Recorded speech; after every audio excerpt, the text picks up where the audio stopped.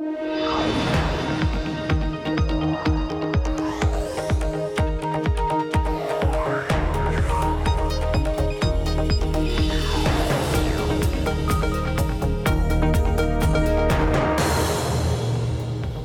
Corey Johnson in for Emily Chang, and this is Bloomberg Technology. Well, incredible but true, more legal problems at Uber, including a criminal investigation and 2 previously undisclosed probes by the Justice Department. Plus, exploding tech scene in Seattle with Amazon and Microsoft taking the lead. We're going to hear from top executives at each firm, all from our continuing coverage of the GeekWire Summit. And Japanese billionaire and SoftBank founder Matsuyoshi Son, his take on the early meeting that gave him his first break and how he closed the investment of a lifetime with Jack Ma. But first to our lead, the continuing saga of Uber's legal troubles, the company facing 2 additional criminal investigations. There are now 5 ongoing probes in the world's most valuable startup. Bloomberg Technology's Eric Newcomer, who uncovered this scoop, joins us now. Yeah. When I saw the notes this morning, emails this morning, I'm like, really? Yeah. Haven't we done this story? Right. I've got to think the legal department at Uber is feeling the same way. Well, I think they're in for a long haul here. It takes a long time for these things to wind their way through. We knew about 3 criminal probes before. We're reporting 2 new ones. So we're now up to 5 separate areas of investigation that the U.S. Justice Department is looking at Uber. These are all federal. Yes, yeah. These are. Why are there 5? Why isn't there one big one? Well, there are 5 areas of focus, right? There are different sort of units within the Justice Department that might be looking at different parts of it. But sort of very quickly, we've got bribery, which is FCPA. We have Foreign Corrupt Practices Act. Yes. Sorry. Yeah. Big fancy acronyms. Right, exactly. The rest are not. We've got the one rooted in the Waymo fight, the legal fight with Alphabet's self-driving car, right, and how they obtain and whether they obtain trade secrets there. We've got sort of pricing.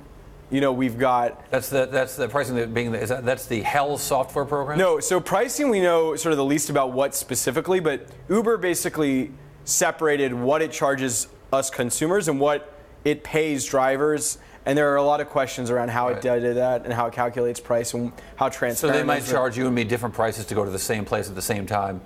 Because you're loaded and I'm not. They say they don't do that, but there are lots of questions about how they do pricing, and those are under investigation. And then Hell and Grayball are the remaining 2, which are both software programs. Hell, Grayball was a way to keep people who might investigate them from getting Ubers at all, right? Exactly. And Hell? Yeah, your Uber trivia. Define Hell. Hell was learning about competitors. So scraping competitor, in this case, Lyft's API, their public data, and seeing where drivers were and learning about them. The question there is, you're not really allowed to violate a competitor's terms of service when you agree to scrape the data. The general understanding is that you're going to follow the rules they give you about it, and Uber might not have. And so which 2 pieces are new here?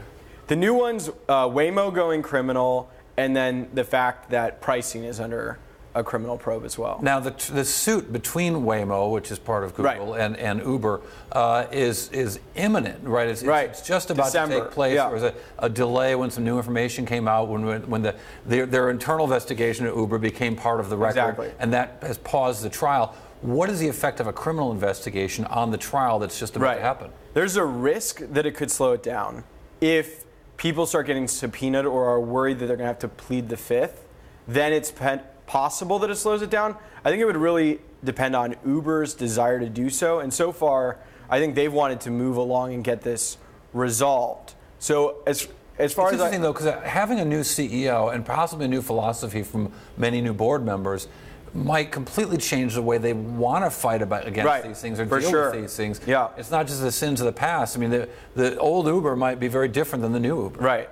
There's a big question of how much they're trying to defend past behavior versus saying we've reformed and have, separated with our old CEO, we're changing our general counsel, we fired a number of people after a Holders investigation. I think that question, whether they're positioning themselves as a new company or the same old company defending itself, is an open question on some of these probes. Eric Newcomer, thank you very much. Eric Newcomer, Bloomberg News came all the way across the newsroom. Yeah, so far. Trekked way over here. Twice, once on radio today, too. Thank you for that, too. Yep.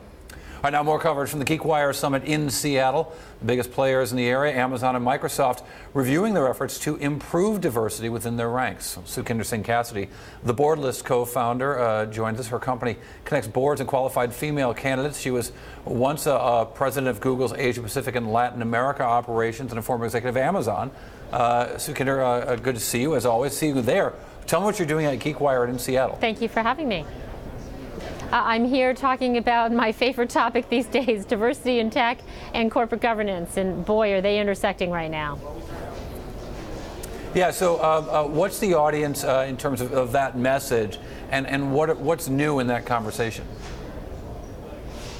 In terms of, I think, what's new in the board of directors conversation, I think we just need to look back to the last 9 months, even here in the Valley. And of course, we can look to Hollywood right now for much of the same unfortunate news, which is, boards of directors being surprised by allegations against the CEO, which brings, in this case, sexual harassment or sexual misconduct allegations. And so I think what we're really learning is that corporate governance is behind in the Valley, and particularly behind when it comes to matters of gender.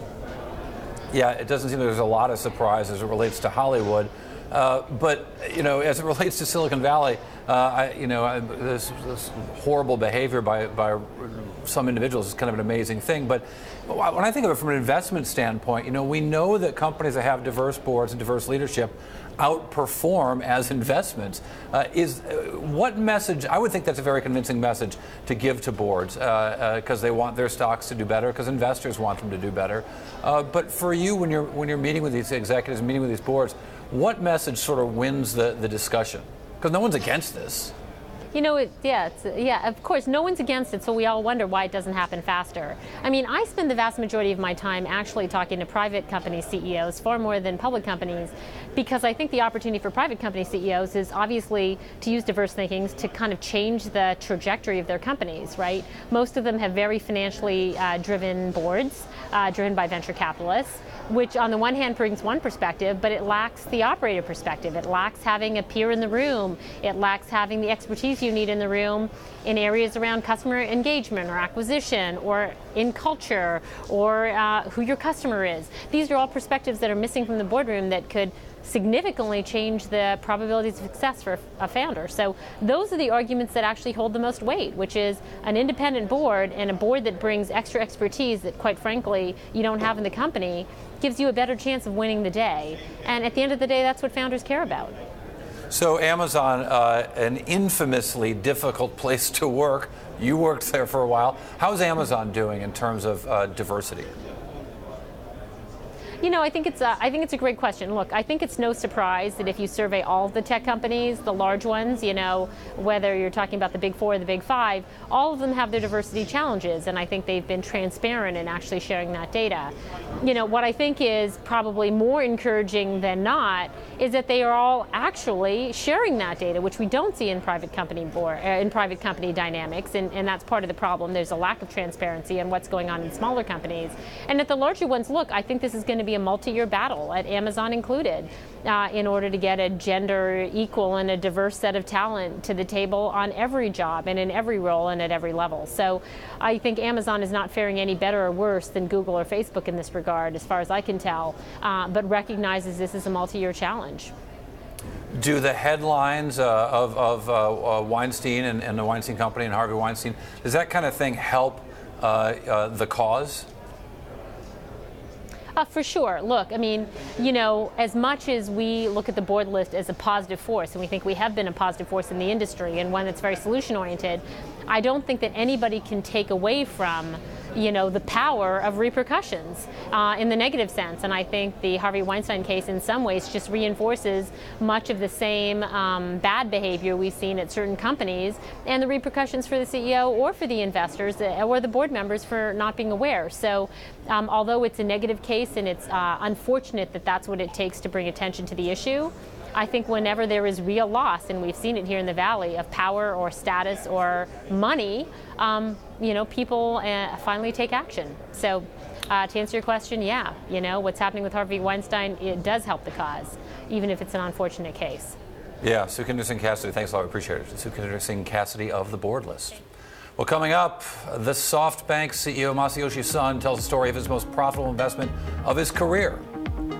And Bloomberg Technology live streaming on Twitter right now. Check us out at Bloomberg Tech TV on weekdays, 5 o'clock on the East Coast, 2 o'clock on the West Coast. This is Bloomberg.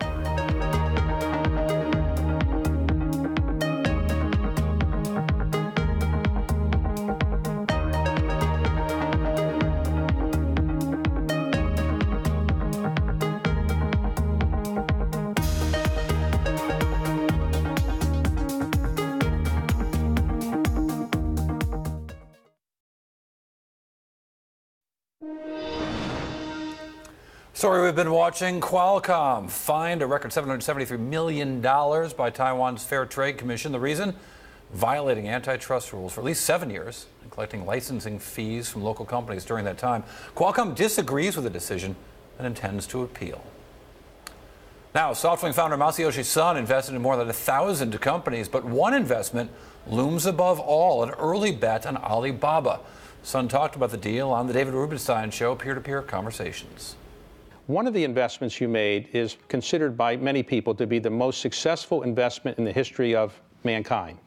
You invested roughly $20 million in Alibaba, and at the time it went public, it was worth roughly $90 billion. So $20 million to $90 billion is a return of about 4,500%. Now, Jack Ma is a very distinguished individual now one of the most successful entrepreneurs in the world. What is it that made you feel this was worth putting in $20 million? Well, he had no business plan and zero revenue. Employees, maybe 35, 40 employees. But his eyes was very strong eyes, strong, shining eyes. I could tell from the way he talked, the way he looked at, he has a charisma, he has a leadership. So his business model was wrong. It's the way he talked, the way he can bring young Chinese people following him. Before Yahoo was so famous, you made an early investment in it, which was spectacularly successful. How did you hear of Yahoo? Yeah, Yahoo US was still private, 15 employees, and I convinced Jerian to take $100 million of our investment. So at the time we negotiated, we agreed they grew from 15 to 35 people, 35 people. And we invest $100 million to own 35%, and actually went IPO and made a great return. And at the same time, I convinced him to start joint venture, board of Yahoo Japan, where we put $1.2 million. They put $0.8 million, $2 million startup capital. We own 60%. Now, let's talk about one big mistake you made overall. Obviously, you're very successful in almost everything you've touched, but you were making a lot of internet investments around the turn of the century, around year 2000, 1999, 2001. The market went down in the tech crash, and it is said that you personally lost $70 billion of net worth, the greatest loss that any human being has ever suffered financially. So how did you feel losing $70 billion of net worth? 1 year before that, actually, my net worth, personal net worth, was increasing $10 billion per week. For 3 days, I became richer than Bill Gates. Wow. Did that upset him, or? No, before I told to anybody else, our stock started crashing. Okay. So in 6 months after that, our share price went down 99%. So we almost went bankrupt. And somehow I survived. That's great stuff. All right, you can watch more of that interview with SoftBank's Masayoshi Son on the David Rubenstein Show, Peer-to-Peer Conversations at Bloomberg.com. But coming up, we're talking startups, we're talking Seattle, we're talking cats, we're talking dogs, we're talking to the founder, Seattle-based Rover. Next, this is Bloomberg.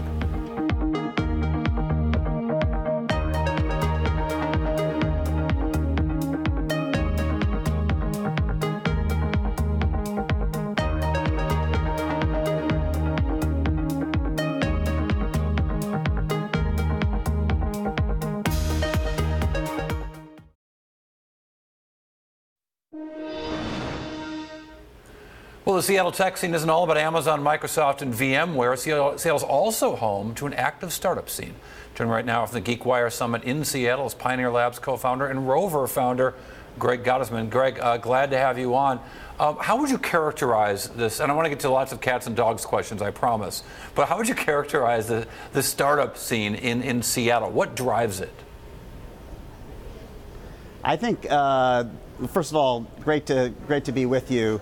The startup scene in Seattle, I think, is really driven by engineers. One of the things that Seattle, thanks to the University of Washington, Amazon, Microsoft has is an incredible engineering, just backbone, incredible engineering talent, most of which has been imported here. And so we really benefit from engineering talent, which I think, and a lot of people think, is the heart of most, great technology startups.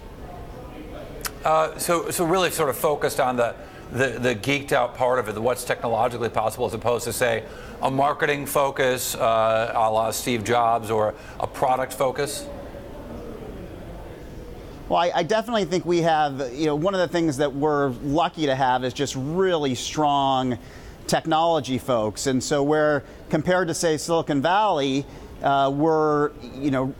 have a lot of strength is in engineering and sort of a lot of the hard science around, big data, machine learning, artificial intelligence, cloud computing. Those are really areas of strength for Seattle versus anywhere else in the world. And so you'll see a lot of great companies in those areas come from here, as well as other companies like e-commerce that grows well here, mobile grows well here. So we have certain areas of strength, but engineering in particular, one of the things to note is Facebook and Google and a lot of the large technology companies have opened their second largest, other than Silicon Valley, engineering hubs here in Seattle. And so we really benefit from that in the startup world as well. Some of those people eventually fall in love with the city, want to start a company, and then those of us in the venture area can take advantage of some of those great folks that are, that come from the Amazons, the Microsofts, the Facebooks, the Googles, and right. ultimately want to go and start a company. Yeah.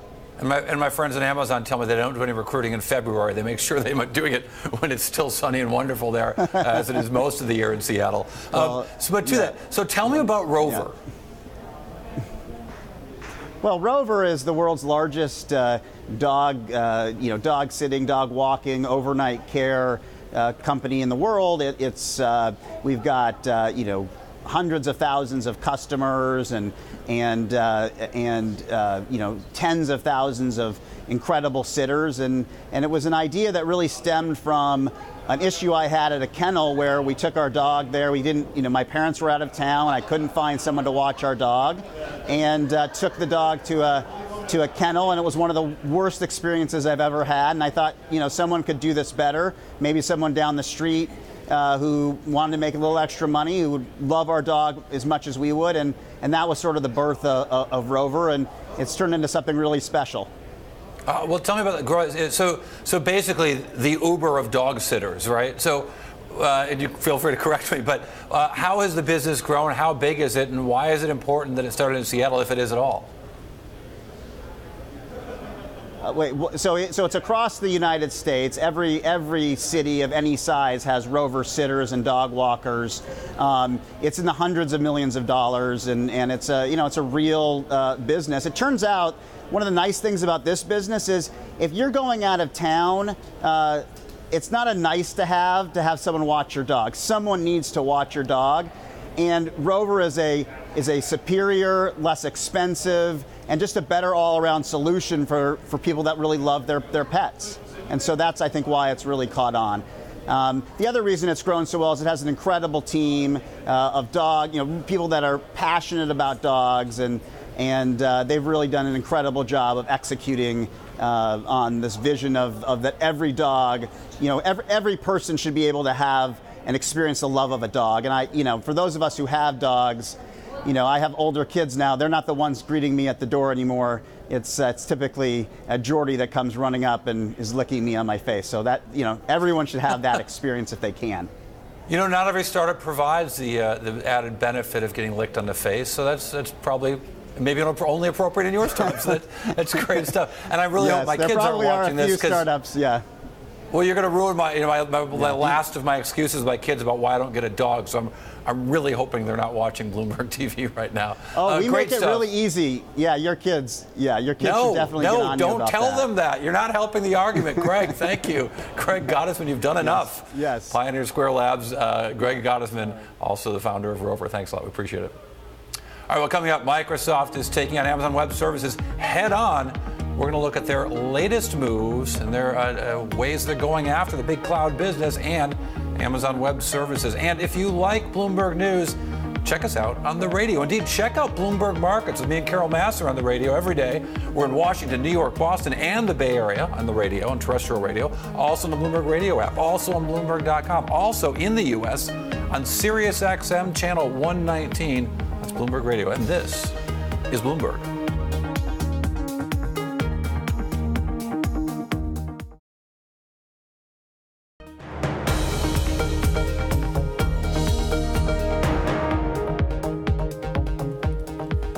Bloomberg Technology. I'm Corey Johnson, in for Emily Chang. All week long, we've been bringing you guests from the GeekWire Summit in Seattle. Emily Chang sat down with Microsoft's Chief Digital Officer, Kurt Delbene, to talk about Microsoft's battle with Amazon for cloud computing supremacy. Well, I actually think our offering is super strong across the board. Whether you start at the Azure layer, you think about our differentiation in terms of having a hybrid approach, where you can transition to the cloud as you want to transition, but have on-premises capabilities as well. And then we're working at all levels in the stack, whether it's at the OS level, it's at the database level, it's things like AI on top, and helping people at all levels, productivity, figuring out how Office 365 integrates in with our Azure offering. I think what we're starting to hear more and more from customers is they're thinking about, one, the relationship they have with Microsoft, and that whole broad suite of capabilities that they can go get by going to Azure. I'm curious how you see, the pie being divided differently in the future. I mean, how do you avoid Amazon becoming the default choice for customers? Well, I think we're doing very well in the market right now, and so I think what you're seeing playing out is there's not going to be a default choice per se, that people are going to look at that and what the particular opportunities are for the particular workloads they'll move, what the value proposition is for us versus Amazon versus others. I don't think we're going to get to a place where any one vendor is that default choice. I think you're going to have strength in the market with the people that seem to be emerging now. What are some areas that you think Azure will be bigger and faster in the future than Amazon and the other players? I think we will be stronger in terms of our hybrid capabilities. I think in terms of our database offerings, that in terms of, think of all the people who use SQL on premises today, and some of the announcements we've made, both in terms of being able to surge to the cloud in terms of your database capabilities, but also super easy movement to the cloud. So at the database layer, I think we'll be stronger. I think our AI capabilities and our cognitive services, so that value added as an applications environment, but also when you think about all the data that's in Office 365, all the productivity data, who I'm meeting with, who I'm talking to, how do I, as either a third-party developer or as somebody who uses Office 365, leverage that data to build rich, interesting applications as well. I did a panel with 3 investors on stage, and they all said they think AR and VR is overhyped, that it's not growing as big and as fast as people thought. These are 2 big areas that Microsoft is putting a bet on. Absolutely. How do you respond to that? Do you think it's overhyped? I think that it is going to emerge over a period of time. I think we're seeing some early wins, particularly in the industrial space, of people using HoloLens. I think we're seeing a lot of developer interest in the capabilities we're building into Windows. But I think in any of these technologies, there's that period where there's a lot of hype coming in, and then there's a building of the actual use cases and a building of excitement. And I think there's no doubt that there's that building period that we're in today. I think it's also a great opportunity for us, because if you believe in the vision and you believe that that's important over the long run, those are the periods of time where you say, I'm doubling down, I'm going to be really strong in this area, and it gives you that time to build a super rich offering. So when do you think mixed reality will be everyone's reality, or will it? I think mixed reality. I think you will start to see augmentation of your reality in the next several years. I think you'll be cases like HoloLens, but also just the ability, like, there's a bunch of focus around this notion that you can show what's going, you put your phone up and see the combination of a scene that really exists in front of you with an augmentation. I think those kinds of scenarios are going to emerge very soon. President Obama asked you to oversee healthcare.gov and the rollout of that. What's it like watching all of the efforts that the Trump administration is taking to roll that back? It's, on a personal level, it's very difficult to watch. Again, on a personal basis, I believe that people have a right to health care, to affordable health care. I think the actual Obamacare or the ACA is a strong foundation for building that capability to deliver health care to all citizens of the United States. So, again, this is a personal point of view. It's hard for me to watch. Before you ran healthcare.gov, you ran Microsoft Office. Yes. And I'm curious how you think productivity is going to be different in the next, let's say, 1 to 5 years. How will the way I work change? Well, I think in a lot of ways it'll change by everything just being a lot more seamless and easier to do. So, for instance, think about how Teams work. We've done a lot with Microsoft Teams to say there's so many different channels in the way you communicate, but a team acts as a single unit. And so how do you bring everything together, whether I'm chatting with somebody, doing email, whether I'm collaborating in a document, bring all that together into one place for the very first time, really, I think is a huge opportunity. I've worked in collaboration for so long, and it's always been, well, we've got this offering and this offering, but how do they really finally come together? I think you're going to find that place where people intuitively come to a team site, and all the different ways that they want to communicate and work together are just there. That's cool. Microsoft Chief Digital Officer Kurt Delbenny and Emily Chang from Bloomberg joins me now live from the GeekWare Summit in Seattle. So, how's it been? How's Seattle?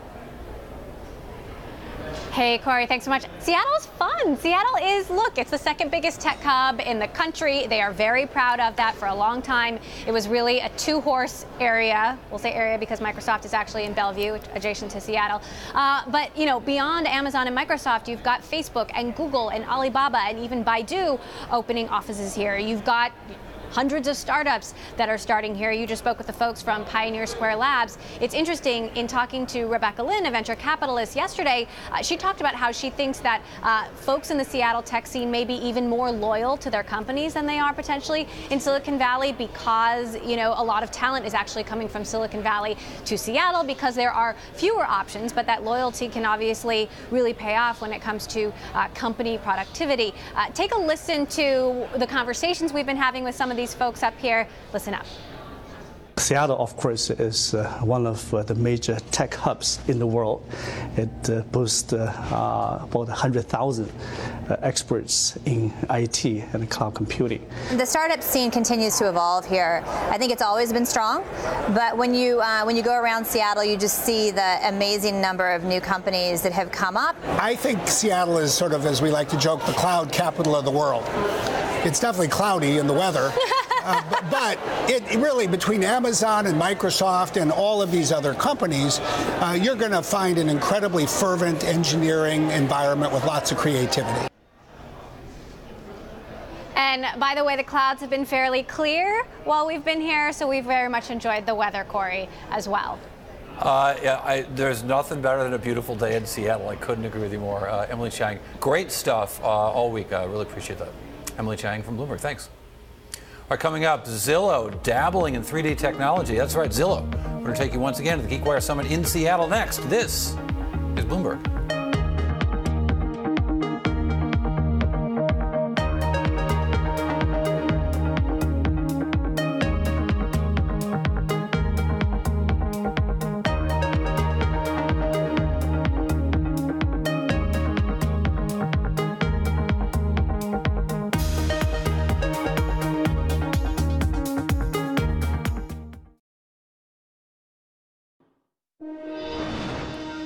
Rich people are avoiding investments in Bitcoin. That's according to UBS CEO Sergio Ermotti. He told Bloomberg that high net worth investors are curious, but still too skeptical to invest in cryptocurrency. Now moving to real estate, online listings just got a bit more three-dimensional. An exclusive interview, our own Emily Chang spoke with Zillow's CEO Spencer Rascoff at the GeekWire Summit in Seattle. He described the state of real estate and this new 3D feature offered to consumers. What we're doing is we're allowing a listing agent or a home seller to take 3D panoramic style photos with a regular smartphone, no dedicated hardware required, and that allows a home buyer to get a full perspective of the home where you feel like you're in it. We're testing this in just one city for now. In 2018 we'll roll out it nationwide, but for us it's all about providing these tools at scale so people can do a better job of trying to imagine what that life would be like in that home. And you're adding new data, real-time consumer insights on rentals. Yeah, so we have a very large rentals business, and what we've done is we've taken all this incredible data that we have and we've packaged it up for our multifamily partners. So the people that operate 20,000 types of buildings, they now have information on what types of buildings are people looking at, what rents are being paid, what's the demographic, psychographic information of these renters, and they can make decisions about their asset management portfolio, their pricing strategies, their branding of these buildings. And it's another way that we're taking this data and empowering people, in this case professionals, with the information. How does this add to your bottom line? Well, in that particular case, we're giving that data for free to these building managers. We sell advertising to them, but we think becoming a bigger part of their business strategy is a better way to eventually sell them advertising. In the case of the first innovation of allowing 3D photography, that's all about providing more differentiated content on the site, generates more traffic and more audience, and then of course we sell more advertising. Okay, let's talk about housing prices. When you look across the country, where do you see signs of strength and signs of weakness? Well, the whole country is doing really, really well in housing. So right now home values are up about 7% year over year, which is very high. More than half of the country, think about this, more than half the country now is back above peak value. So 1 out of 2 viewers' homes are worth more than their home was worth at the top of the last bubble. Now, don't worry though, we don't think that this is a bubble. The last bubble was built on a foundation of sand, which was easy credit. This housing boom is built on just a supply-demand mismatch. So there are just not enough homes, because what happened is, going through the recession, home builders were building many, many fewer homes. And so we have a couple-year deficit of a couple million missing homes that just don't exist in the housing stock. And of course, you remember from Econ 101, good demand, not enough supply, home values go up.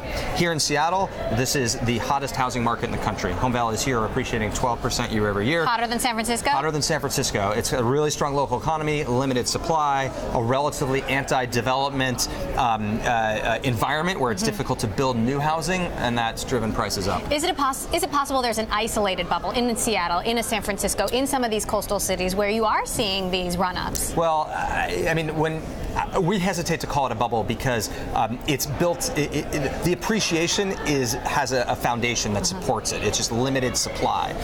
So, of course, it's unsustainable in the sense that home values in Seattle can't go up 12% year over year forever, but it's not a bubble because it has market fundamentals. Okay, so when does the slowdown happen? Nationwide, we see home values at 7% year over year right now, and we're forecasting 4 to 5% next 12 months. So it is a slowing in that rate of appreciation, but it's certainly not a decline. Are you seeing any impact to prices as a result of the hurricanes in Texas, in Florida? In the near term, absolutely. But what ends up happening in these natural disasters is incredibly, housing is very resilient. We saw it in the case of Sandy and Katrina and catastrophe after catastrophe, where typically within a year or two, home values bounce back to where they were before the catastrophe. How important are first-time home buyers to this market? Very important. I think it's somewhere between a third and half of all transactions now are going to first-time home buyers. Millennials, just for example, have bought $500 billion of real estate last 12 months. So millennials and first-time buyers are representing a huge portion of the market. And increasingly, they're finding ways to get creative. Because of this limited supply that we've been discussing, they have to do things like make multiple offers, dual track, look at renting versus buying at the same time, try to get pre-approved, anything to get their offer to be accepted.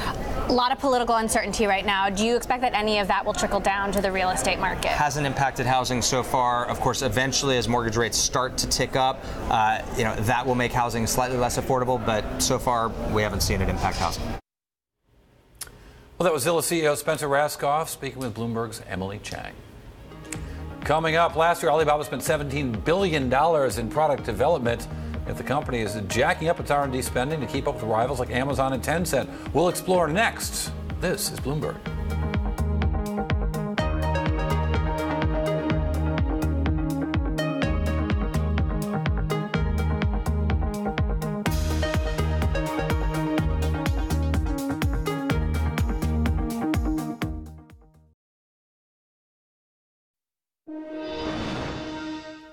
All right, check this out. Kids getting an allowance on Amazon. Amazon has a new offering targeting teenagers allowing them to shop or stream content and stay within spending limits. If a kid wants to spend more, will it require parental approval offered via a text message? And if the parents are Prime members, teens will also have access to the same benefits, such as 2-day free shipping and every teenage boy's favorite, gaming on Amazon-owned Twitch. Well, Alibaba will more than double R&D spending to $15 billion by the end of the decade. That's from $2.5 billion last year. The plans to develop next-generation tech that drive businesses and some moonshots, keeping up with Google and the like. Alibaba is set to open up 7 research labs and hire 100 scientists around the world exploring things like artificial intelligence, the Internet of Things, and quantum computing, no less. Joining me right now to discuss more, Bloomberg Technology's Selena Wang. Selena, always a pleasure. Alibaba is so interesting, and their ambitions seem as massive as China. Alibaba is always trying to set precedences, and this time, this is the first time they're extending outside of their own in-house 25,000 R&D staff to reach around the globe and reaching every corner of the world to find the cream of the crop. They want to beat tech giants like Amazon and Microsoft and say, hey, China also can be at the forefront of new frontier technology. And Jack Ma, like many tech luminaries in the U.S., believe that AI is going to drive the future of many industries, from manufacturing to e-commerce and the likes. And Alibaba's goal is to reach more than 2 billion customers, create 100 million jobs over the next few decades. And they believe that creating this research institution and doubling down in R&D will help them get there. How are they going to find AI scientists who want to work for Alibaba, the scientists that haven't gotten jobs at Google and haven't gotten jobs at Amazon and haven't gotten jobs at Apple and aren't already working for Uber and aren't working for Tesla and everyone else, and IBM and everyone else is hiring an AI? And that's a fantastic point. And as we all know, I should have added Oracle and Salesforce and everybody, it's never ending. Getting tech talent is notoriously difficult, and that's why they're looking all over the world. They're not just looking at Silicon Valley. They're not just looking in the U.S. They're looking all across Asia, in the Middle East, and they have partnerships with leading institutions like Harvard and Princeton. They've already signed on some researchers to be part of their advisory board. So this definitely isn't going to be easy, but with $15 billion, I mean, that's a lot of money for them to be able to target top tech talent. And this is a really prime time for them to do it as well, because they are now an enormous company. Market cap is north of $400 billion. And yesterday it briefly actually passed Amazon's market cap, and it's highly profitable. So they have the money to spend on this. As they spend this money, I mean, it's interesting to do that when it comes to AI. It's one of those things that you can't sort of plug and play. You can't go buy it somewhere